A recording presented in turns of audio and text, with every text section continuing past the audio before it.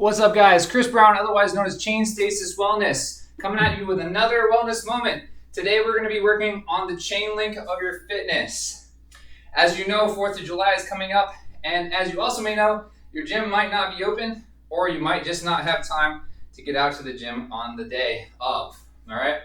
So my goal here is to give you a workout that you can do easily with minimal to no equipment.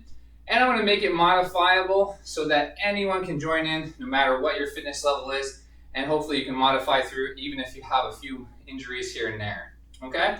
So the workout's still going to be fun. It's still going to be thematic. We're looking for that 1776 to work into a lot of the stuff, but we're not going to skimp on anything that a good workout should have. Namely, we're still going to have a proper warm-up. Okay? So let's get into it. Make sure you have literally just one or two items to work with. Ideally, you might have a band. These are called super bands if you Google them. You might have a medium to light kettlebell. Okay. You might even have a medium to light dumbbell, an area to do pull-ups perhaps. You don't need to have anything specific, but if you have those items, it can make your life a lot easier. Okay. Also, if you have a cardio machine, that helps, but we're going to give you options even if you don't. Okay. So first part here, warm up. This is important. We're going to be doing 2 rounds of this, and we're going to be doing 17 reps of these first 2 things. Again, that's 1776, okay? The first one we're going to do is a march, focusing on reciprocal motion, drawing one hand back into the pocket, shoulder blade back, and the forward arm is going to midline. Notice my forearm is in line with my sternum, okay? And I'm getting my knees about to hip height. I'm feeling my heel and my big toe through the floor. So I should feel the back of the leg. 17 of those, then 17 hinges. Notice my knee stays loose, shin stays vertical, my butt drops back, and my trail leg is light. I want to feel most of this in my front leg. I'm not really reaching with my hand so much as I'm getting to that midline with the same reciprocal pattern. We're going to do 17 of that as well. Again, we're going to do 2 rounds, so it's going to even out after the 2 rounds with an even number. So start with the same leg each time, okay? Then we're gonna move onto the ground with 17 hip bridges.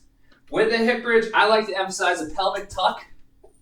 What a pelvic tuck means is you're flattening out your low back. So lay on your back, reach your arms to the sky. Breathe in through your nose, exhale through your mouth till you feel real flat. Like you're trying to crush a small bug in the small of your back. Then you're going to grip the ground with your feet, get flat feet, pull yourself almost a little bit, and we're going to maintain that feeling. We're going to bridge up with a little pause at the top for 17 times. Notice I don't actually go as high as I can. I'm more worried about keeping that pelvic tuck, ribs back position. So 17 of those. Then we're going to go into 7 inchworms into a negative push-up off your knees. Negative means slow to the ground.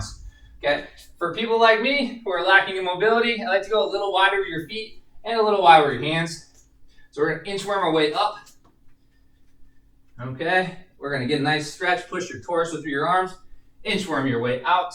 Come down to your knees and then squeeze your shoulder blades, pull down to the ground and push on up. You're going to do 7 of those. And then you're going to be doing 6 of this next one, or 3 per side. This next one's called a Groiner or a Spiderman. Push-up position. Try to get your left foot outside your left hand. Drop your left elbow to the ground with your hip. Press through your right hand and reach to the sky. Think straight line, palm to palm. I'll show you from the front. Elbow to ground, hip to ground. Push through this palm. Look to the sky, push through, and come on down. We're going to alternate legs each time until you got 3 and 3, or a total of 6. Repeat that whole round 2 times. Right after you finish that, we're going to move right into the cardio. Now, we have a few options for our cardio, but if you have a cardio machine, I'm going to talk about that first. You're going to do 1776 meter row on a ski erg or a rowing erg if you have it. If you don't, and you got a bike, you're going to do a 1.76 mile ride. You're going to try to keep it a higher intensity. If you don't have that, you're going to do a 0.76 mile run. If you can't run, you're going to do a 0.76 mile steep incline walk. focusing on good arm swing and fast pace. This is not a casual walk, okay? When you finish one of those options, you're gonna move on into the primary weight exercise. All the weighted exercises are gonna be first, a strength exercise for 17 reps, and then second, more of a cardiovascular or core-based exercise for 76-second hold, okay? For those of you who have trouble with the math there, that's 1 minute and 16 seconds each time. Each time you finish one block, you're gonna take a 30-second rest. So it might help you to have a little timer going while you do this, or just look at a running clock. That can help. All right, so the first round we're gonna do here is a goblet squat. We have an option of a heel elevation. For those of you who have trouble staying upright with your goblet squats, I recommend just doing this, okay? You're gonna put your heels elevated to keep the floor higher in contact with your heel, okay? That keeps your hamstrings and glutes on. You're gonna hold a weight under here. If you don't have a weight, it's okay, just do body weight. Notice I go straight up and down. I keep my torso upright. I reach my elbows ahead. I'm keeping my heels down, but I'm really using my toes. Notice my knees go forward a little, okay? So you're gonna be doing 17 of those. Right after you finish 17 of those, we're gonna go into 76 seconds of mountain climbers, okay? Mountain climbers are just push-up position on the floor, okay? And you're gonna tuck like so. Keep your shoulders over your wrists. If that's a little hard for you, you can literally do that off the wall, or you can do it off something a little in between, like a chair, a bed, or an ottoman, or whatever you have that's off the ground a little but not completely upright. You're gonna move right after that round to a 30-second rest, then on to your next round with an inverted row, which is upside down on your back, pulling on something. I can't do that in here. Or a pull-up. If you can do 17 pull-ups, congrats. You can do a band elevated or band assisted pull-up. Or if you're like most people, you don't have those two options. So you're gonna go into a bent over row with some weights that you have. Maybe it's a duffel bag filled with weight, maybe a sandbag, maybe a small child, whatever you have available, okay? But you're gonna hit 17 of those and then go into your 76 lunge jumps. Okay, don't worry, these have an option too. Everybody loves lunge jumps. This is what a lunge jump looks like. You don't have to rotate. I just did that to give you a different view.